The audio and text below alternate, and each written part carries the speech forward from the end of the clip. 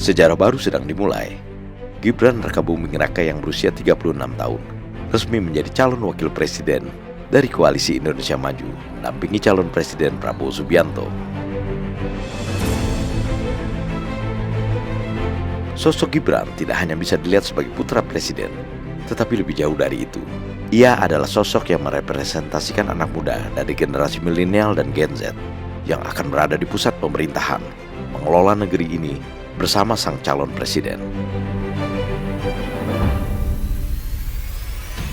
Ini sekaligus menjadi contoh bahwa anak muda tidak perlu menunggu terlalu lama untuk bisa berkiprah di pusat pemerintahan.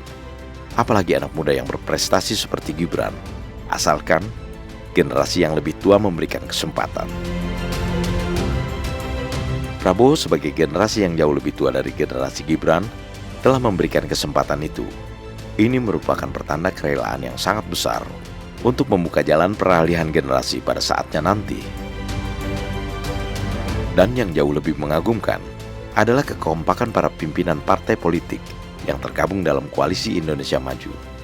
Para politisi senior itu rela memberi posisi cawapres kepada Gibran sebagai representasi generasi milenial dan Gen Z. Diawali dengan Partai Golkar yang secara resmi mengajukan Gibran Rakabuming Raka sebagai calon wakil presiden untuk mendampingi calon presiden Prabowo Subianto. Gibran pun sowan kepada para pimpinan parpol Koalisi Indonesia Maju lainnya. Di antaranya kepada Ketua Umum PBB Yusril Iza Mahendra, Ketua Umum PAN Zulkifli Hasan, dan Ketua Umum Partai Demokrat Agus Harimurti Yudhoyono. Semua parpol Koalisi Indonesia Maju menyetujui secara bulat untuk mengusung Gibran sebagai cawapresnya Prabowo Subianto. Kekompakan partai-partai politik Koalisi Indonesia Maju ini harus dicatat sebagai awalan sejarah baru, sejarah peralihan generasi yang akan berlangsung secara evolutif. Dan Prabowo Gibran adalah estafet kepemimpinan pada generasi muda dalam menjaga kemajuan bangsa menuju Indonesia Emas 2045.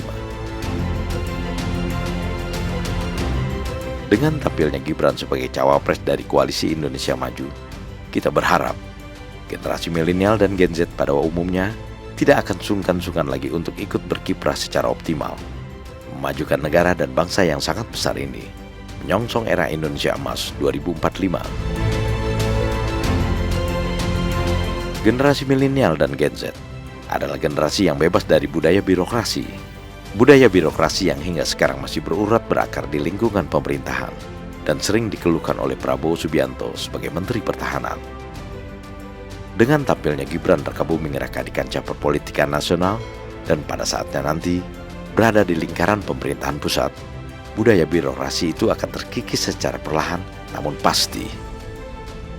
Bersamaan dengan hadirnya anak-anak muda milenial dan Gen Z lainnya di lingkungan pemerintahan.